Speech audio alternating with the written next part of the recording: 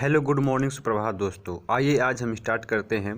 हिंदी साहित्य के महत्वपूर्ण क्वेश्चन हैं जो प्रत्येक एग्जाम में आए हुए हैं और उन्हीं को जो है छांट करके लिखे गए हैं। तो मैं आशा करता हूं कि आपको वीडियो बहुत पसंद आएगा और वीडियो को देखने के बाद लाइक करें, कमेंट करें, शेयर करें। ज़रूर बताएं कि आपको वीडियो कैसा लगा है। आइए स्टार्ट करते हैं। देखिए, पहला क्वेश्चन है हमारा, हिंदी के सर्वप्रथम प्रकाशित पत्र का नाम क्या है। अगर क्वेश्चन आ जाए कि हिंदी के सर्वप्रथम प्रकाशित पत्र का नाम क्या है तो उत्तंड मार्तंड है।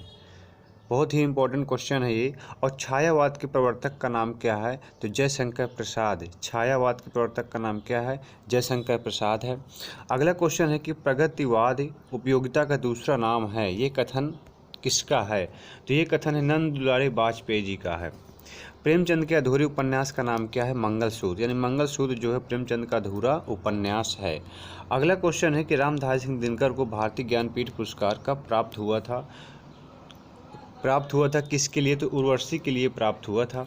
सुहाग के नुपुर के रचयिता कौन है तो अमृतलाल नागर हैं। इसको हम कैसे याद कर लेंगे कि सुहाग जो होता है औरतों का क्या होता है, अमृत होता है। तो सुहाग औरतों का क्या होता है, अमृत। तो सुहाग के नुपुर किसकी रचना हो गई, अमृतलाल नागर की।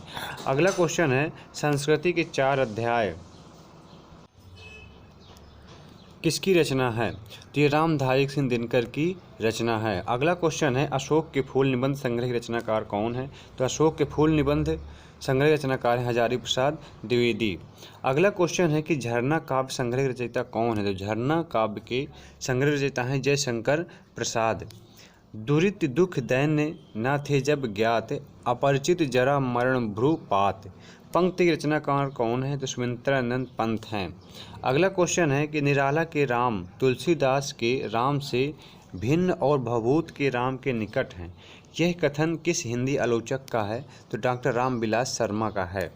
राम की शक्ति पूजा में निराला की इन 2 कविताओं का सार तत्व समाहित है, जागो फिर एक बार और तुलसीदास। अगला क्वेश्चन है कि भारत भारती काव्य के रचनाकार कौन है तो मैथिली शरण गुप्त जी हैं।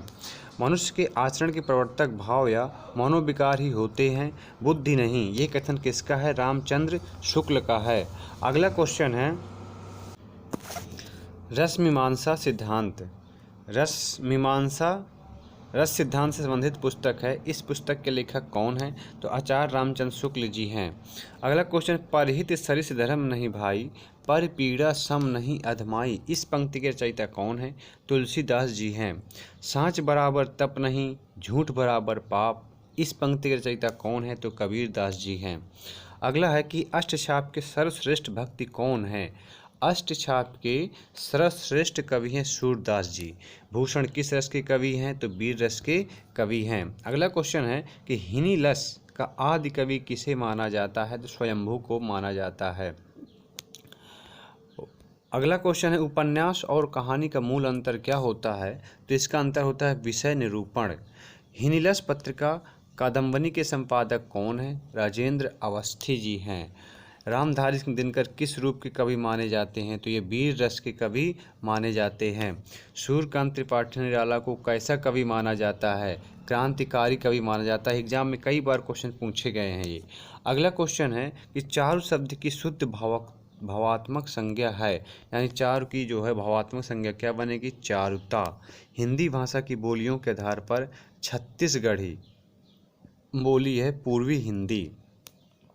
घनिष्ठ की शुद्ध उत्तरावस्था क्या होगी तो घनिष्ठतर होगी। अगला क्वेश्चन है कि निम्नलिखित में से कौन सा एक उपन्यास जैनेन्द्र द्वारा रचित है तो परख। ये परख उपन्यास जो है जैनेन्द्र के द्वारा लिखा गया है। कामायनी किस प्रकार का ग्रंथ है तो कामायनी एक महाकाव्य है। गागर में सागर भरने का कार्य किस कवि ने किया है तो बिहारी लाल जी ने किया है। अगला क्वेश्चन है कि हिंदी अतीत के चलचित्र के रचयिता कौन है, अतीत के चलचित्र रचयिता है महादेवी वर्मा। अशोक के फूल निबंध संग्रह रचनाकार कौन है, हजारी प्रसाद द्विवेदी। अष्टछाप के सर्वश्रेष्ठ कवि कौन है, सूरदास जी। और आंसू किसकी रचना है, जयशंकर प्रसाद की। एक नार पिया को भानी, तान वाको सागर ज्यों पानी, यह पंक्ति किस भाषा की है तो ब्रज भाषा की है। कामायनी किस प्रकार का ग्रंथ है तो महाकाव्य है। गागर में सागर भरने का कार्य किसने किया है तो ये बिहारी लाल जी ने किया है। गाथा यानी गाहा कहने से किस लोक प्रचलित काव्य भाषा का बोध होता है? तो प्राकृत। अगला क्वेश्चन है घनिष्ठ की शुद्ध उत्तरावस्था क्या है? तो यह घनिष्ठतर है। चारु शब्द की शुद्ध भावात्मक संज्ञा क्या है? तो चारुता है। चिंतामणि के रचयिता कौन है? चिंतामणि के रचयिता है रामचंद्र शुक्ल। जो अपनी जान खपाते हैं उनका हक उन लोगों से ज़्यादा है जो केवल रुपया लगाते हैं। यह कथन गोदान के किस पात्र द्वारा कहा गया है? तो महतो के द्वारा कहा गया है। अगला क्वेश्चन है जो जिण शासन भासियऊ सो मई कहियऊ सारू अजो पालई सही भाव करी सो तरी पावई पारू। इस दोहे के रचनाकार का नाम क्या है? देवसेन। झरना काव्य संग्रह रचयिता कौन है? जयशंकर प्रसाद जी हैं। दुरित दुख दैन न थे जब ज्ञात अपरिचित जरा मरण भ्रूपात। इस पंक्ति रचनाकार हैं सुमेंद्र नंदन पंत जी। देखन जौ पाऊँ तो पठाऊँ जम लोक हाथ अदूजों न लगाऊँ वार करऊँ एक कार को। ये पंक्तियाँ किस कवि द्वारा सृजित हैं? तो नाभादास के द्वारा सृजित हैं। अगला क्वेश्चन है कि दोहा कोश के रचयिता कौन है? दोहा कोश के रचयिता है सर हफा। नमक का दरोगा कहानी के लेखक कौन है? प्रेमचंद्र जी हैं। नागनंदा नामक संस्कृत नाटक की रचना किस शासक ने की थी? तो हर्षवर्धन ने की थी। अगला क्वेश्चन है नाट्य शास्त्र की रचना किसने की थी? तो नाट्य शास्त्र की रचना भरत मुनि ने की थी। निराला के राम तुलसी के राम से भिन्न और भवभूत के राम के निकट हैं। यह कथन किस हिंदी आलोचक का है? तो डॉक्टर रामविलास शर्मा का है। निरुत्तर शब्द का शुद्ध संधि विच्छेद क्या होगा? तो निधन उत्तर होगा, वो विसर्ग संधि है। निशा निमंत्रण रचनाकार कौन है? तो हरिवंश राय बच्चन जी हैं। पंचवटी में कौन सा समास है? तो द्विगु समास है। अगला क्वेश्चन है पद्मावत किसकी रचना है? तो पद्मावत मलिक मोहम्मद जायसी की रचना है। किस युग को आधुनिक हिंदी कविता का सिंह द्वार कहा जाता है? तो भारतेंद्र युग को कहा जाता है। द्विवेदी युग के प्रवर्तक कौन है? तो द्विवेदी युग के प्रवर्तक हैं महावीर प्रसाद द्विवेदी। हिंदी का पहला सामाजिक उपन्यास कौन सा है? तो भाग्यवती है। अगर ऐसे पूछे कि हिंदी का मौलिक उपन्यास है, पहला उपन्यास कौन है? तो परीक्षा गुरु है। ये भी आपको ध्यान रखना है। सन 1950 से पहले हिंदी कविता किस कविता के रूप में जानी जाती थी? तो प्रयोगवादी के रूप में जानी जाती थी। ब्रज भाषा का सर्वोत्तम कवि है सूरदास। अगला क्वेश्चन है कि आदिकाल के बाद हिंदी में किस साहित्य का उदय हुआ है? तो भक्ति साहित्य का उदय हुआ है। निर्गुण भक्ति काव्य के प्रमुख कवि हैं कबीर दास जी। किस काल को स्वर्ण काल कहा जाता है? अगर क्वेश्चन आ जाए कि किस काल को स्वर्ण काल कहा जाता है, तो भक्ति काल को कहा जाता है।